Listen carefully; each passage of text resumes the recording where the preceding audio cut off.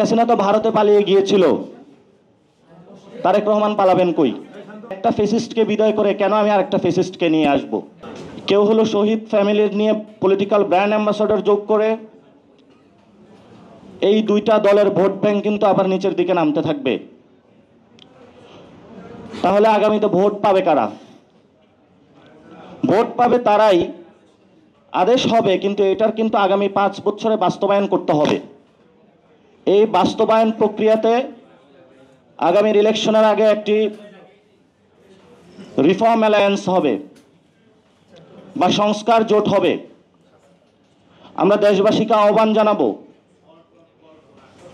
সংস্কার জোট গঠনের প্রক্রিয়া চলছে।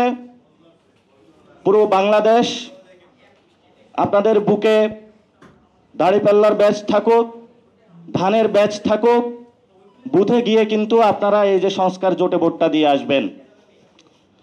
কারণ যদি ধানের ব্যাচে আপনারা ভোটটা দেন তাহলে বাংলাদেশে কোনো সংস্কার হবে না।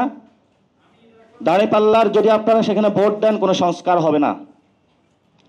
আর আমরা আগামীর পার্লামেন্টে কোনো একক নেতৃত্বে পার্লামেন্ট দেখতে চাই না। কারণ সংস্কার প্রক্রিয়াকে বাধা দিয়ে উনি ইতিমধ্যেই দিয়েছেন যে আমি সংস্কারের বিরোধী, আমি রাজা, আমি ফেসিস্ট হয়ে ওঠার প্রচেষ্টায় আছি। তাহলে একটা ফেসিস্টকে বিদায় করে কেন আমি আরেকটা ফেসিস্টকে নিয়ে আসব? এটা তো কোনো যৌক্তিকতা হতে পারে না। শেখ হাসিনা তো ভারতে পালিয়ে গিয়েছিল, তারেক রহমান পালাবেন কই? পালানোর তো জায়গা নাই। কারণ আওয়ামী লীগের একটি বন্ধু রাষ্ট্র, বিএনপি বলে তাদের নাকি বন্ধু রাষ্ট্র নাই। আসলেই তো সত্য, তাদের বন্ধু নাই।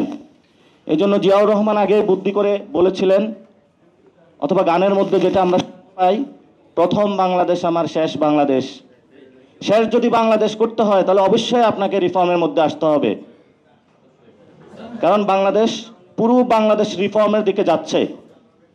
যদি রিফর্মের দিকে আপনারা যেতে না পারেন তাহলে বিএনপি নামক যে দলটা আছে এটাও নিশ্চিহ্ন হওয়ার পথে হাঁটবে ইনশাআল্লাহ। এখন এই কথাগুলো আপনারা দীর্ঘ সময়কালীন একটি রাজনৈতিক দল গড়েছেন।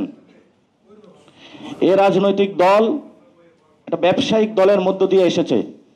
এইটি যে দশক এসেছিল, এমপি হয়েছিল, তাদেরকে হলো গার্মেন্টস ব্যবসা দেওয়া হয়েছিল, বিদেশে যে লোক পাঠানো সেই ব্যবসাগুলো দেওয়া হয়েছিল। সেই ব্যবসাগুলো করে তারা হলো ভোটের মাঠে গিয়ে হলো টাকা দিয়ে ভোট কেনার যেই একটা নিয়ম রীতি সেটা চালু করেছিল।